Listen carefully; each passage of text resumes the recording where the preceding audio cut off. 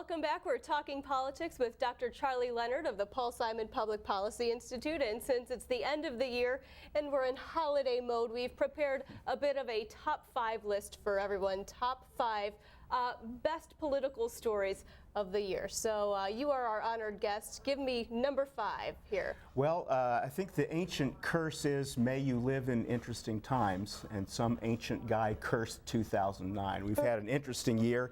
I'd say top 5 story would be the appointment and confirmation of Sonia Sotomayor as the first Hispanic justice of the U.S. Supreme Court. Anything about that besides her the historic nature of it strike you? Well, the Republican minority is in a bad mood, and they took some of their anger out on the justice. Supreme Court hearings are rare. They're always great political theater. This one was no exception, but eventually the wise Latino woman was confirmed. That comment, something that we will remember and always associate with her. I think that'll enter the political dictionary of the United States. Very good. Okay, number 4, Charlie. South Carolina Governor Mark Sanford. Well, Illinois has had its share of governors behaving badly. And we will get to that, won't we? But we were glad to have the spotlight taken off of us for a while when Governor Sanford told his staff he was hiking the Appalachian Trail. Instead, he was hiking to Argentina to have an extramarital affair. This, I think, is classic what politicians should not do, and in fact, sports stars should not do also. It's like they lie, they stretch this thing out, they come up with ridiculous excuses, and we see what happens. And in the political PR handbook, we're going to have to go to David Letterman for advice on how to handle it. Thank you. I said the exact same thing. Stand up, say I did it, take my lumps, and there's no story the next day. All right, very good. Do you want to give me number 3? Number 3, I think the Tea Party protests during the long drawn-out health care debate are sort of emblematic of the sour tone of political discourse in America in 2009.